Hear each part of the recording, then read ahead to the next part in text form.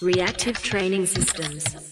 So we finished up project Momentum 17-1 recently, and we published a full write-up on the website. So if you want to read the full write-up, you can go to articles.reactivetrainingsystems.com. It should be pretty easy to find from there.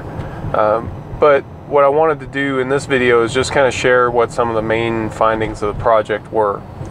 So the way we set up the project for this time, we got a whole bunch of people. Actually, there were a huge number of people that initially signed up, and we had them all go through a testing week where they tested 1RMs, and then they also tested 80% of those 1RMs for a maximum number of reps. Based on the number of reps that they could do with 80% of a max, we placed them into one of several different groups. We more or less cut the groups in half based on how many reps they could do at 80%. The whole project average was right around 8 reps.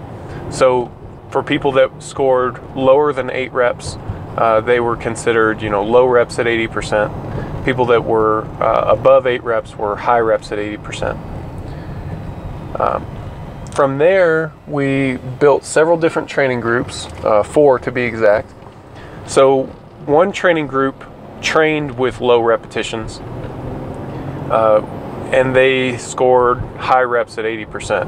Another group trained with low repetitions that scored low reps at 80%. And same on the other side, high reps, training with high reps and scoring high reps at 80%, training with high reps, scoring low reps at 80%. So there are 4 different groups based around this idea that 80% reps at 80% might tell us something about which training protocol they'll respond best to. And it did tell us a little something about it. It turns out that the people who trained what they were bad at tended to fare a bit better than people who were training what they were good at. So let me give you an example. If you scored, let's say, 10 reps at 80%, you would be considered a high rep individual.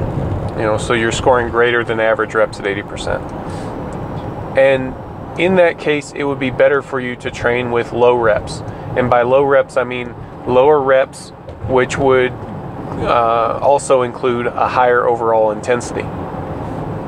And on the opposite end of that, if you scored low reps at 80%, let's say 5 or 6, you would be better off training with high reps and lower intensity. The difference between the 2 training protocols wasn't huge. We did that intentionally. We wanted to keep the programs realistic to a program that we might actually give a real athlete. And realistically, I'm just not at a point where I would feel comfortable, training an athlete for, a 1RM test using 15 reps or something like that. So the high rep training wasn't that drastic.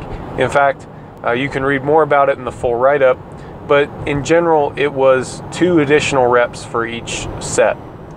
The volume in the high rep group was a bit higher, which may make you think, well, that's kind of a confounding variable, and I suppose it is in a way. The programs were controlled for total number of working sets. They were controlled for exercises, frequency, and RPE. So by controlling for all those variables, the total volume was not the same.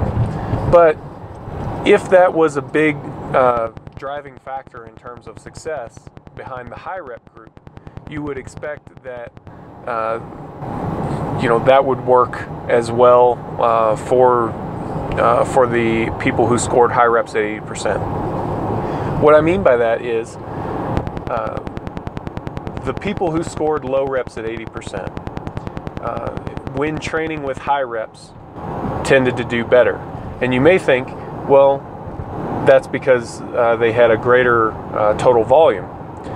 Well, if that was the case, then you would expect of the groups that scored high reps at 80%, training with high reps would also be better, and that was not the case. The group that did less overall volume actually performed a bit better. So was this a huge factor in terms of success? No, I mean, it was notable for sure. The difference in the two groups was certainly notable. But we had people in all groups that performed very well. We had people in all groups that performed not so well. But I will say that training what you're bad at seemed to mitigate the downside chances and maximize your upside chances. So of the people who were training what they're bad at, fewer of those people had notably negative experiences, and more of those people had notably positive experiences. So that's a pretty significant finding, you know, in terms of if you're trying to do an experiment and you're not really sure which way that you want to take your training, then going about it in this way, training what you're bad at in terms of rep range, is a good push in the right direction in terms of where to take your experimentation.